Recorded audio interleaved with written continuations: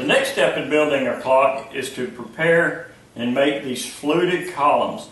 These will run nearly the entire length of both styles on the front of the grandfather clock. There's a trick to making these, and I'm going to show you how to do that today. We'll start our project by gluing up a couple of blanks. We want to get a finished square of 2 inches, a 2 by 2 square. So we'll glue those up, we'll run them through the planer, get them down to our finished size. Once we get that square blank, then we're going to round off the edges. Here's a good look at one of the edges here. What I've done is cut it square, and then I took my table saw at a 45-degree angle and simply cut these off. What this will do is help me when I get ready to round this tube over. It's going to make it a lot easier. I won't have as much material to remove. We're going to use a homemade jig, put this in, use a router. I'm going to show you how we do that. And our ultimate goal is to get this, a 2-inch circular tube ready to go. Then we'll take and cut the flutes in it. And once we get the flutes, we'll take and cut the strips off, and those will go on the face frame. Okay, let's take a look at our box jig. It's just a simple frame box made out of plywood. On one end, there's just a 10-penny nail. That's all that's going to hold up one end of our octagon rod. On the other end, we're going to use this little decking screw right here. Basically, it's threaded on one end. It has a bare shank, and I've cut the head off. So let me show you how we're going to install this. We'll start by putting one end on our nail. For the other end, we'll take our screw with the drill,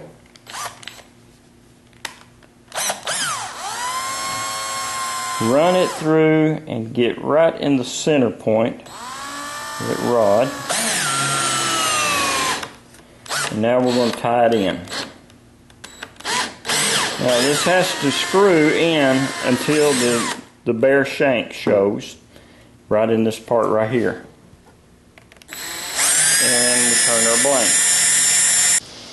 To cut my square stock round with the router, I've simply made a small base out of scrap plywood, and as you can see, it's attached to my router. The bit extends down just a little bit, and I added these runners. I wanted to raise my router off of the carriage just a little bit. So basically I will barely skim my square stock.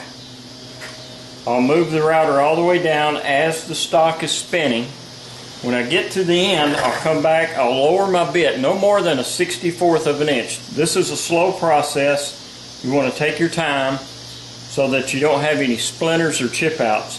So I lower my bit, I'll make another pass, come back, lower the bit, make another pass, and before you know it, your stock is perfectly round. You simply continue to lower the bit until you get the final diameter that you're looking for.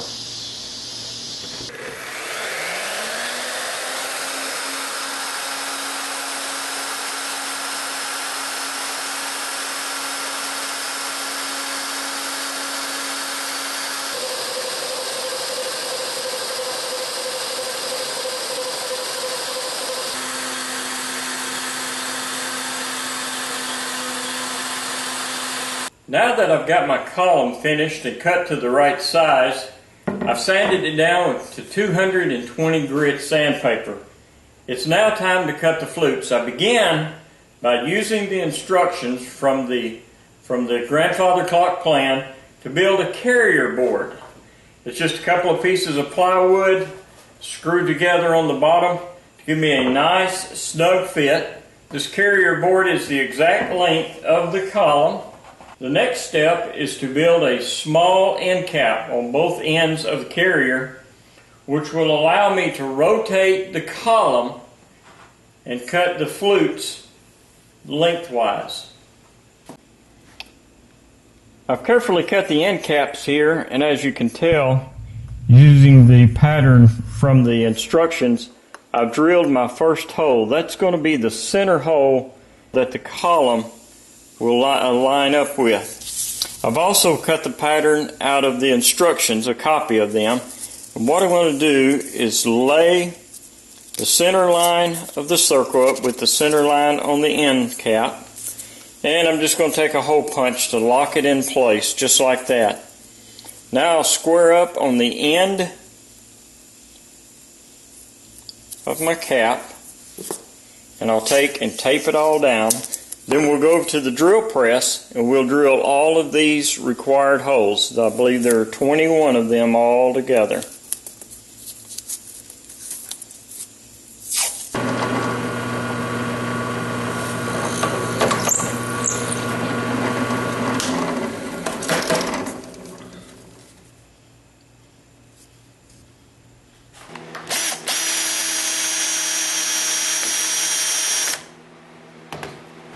With my column now securely attached inside my carrier board, I ran into a small problem.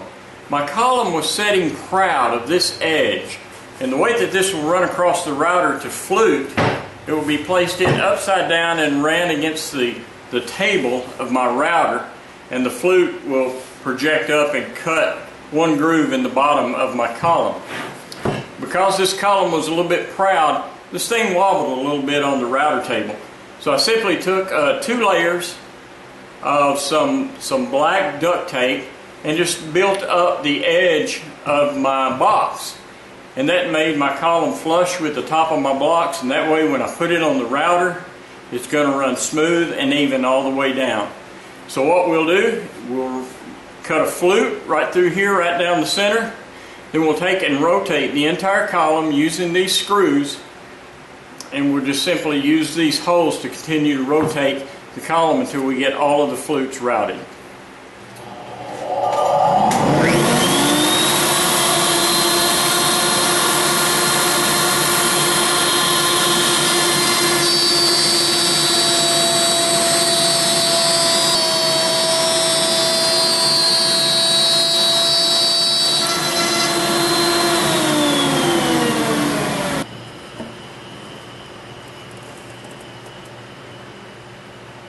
With the first flute cut, I've removed the screws, and now I've rotated my column clockwise till I get to the next screw holes. Then I'll simply, using the same holes that are in the column, I'll screw my screws and we'll be ready for the next flute.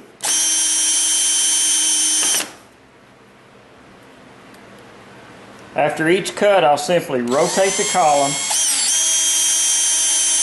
reset the screws, and cut another flute. Alright, we're halfway done, just a few more and we'll be finished. With the fluting done, the plans call for me to replace the end caps on the original carrier board and make it look something like this. When I looked at the existing carrier board ends, I saw that these 2 holes and these 2 holes line up perfectly with the original end caps. So rather than make new end caps, I'm simply going to swing around and let you look at this. I'm going to use the same end cap. I've just cut out a slot right here as called for by the plans, and I'll be able to use this hole, this hole, this hole, and this hole. So I won't have to make new end caps. We'll screw these in and we'll be ready to rip our column in half.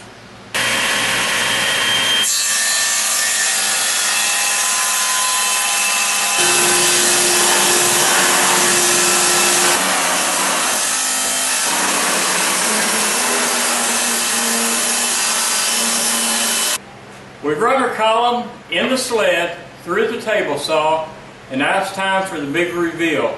Have we been successful?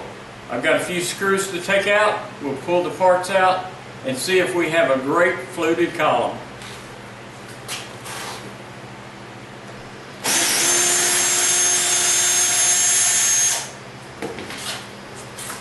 We'll pull the center piece out. This will be our waist. And we should be left with 2 columns. One for the left and one for the right.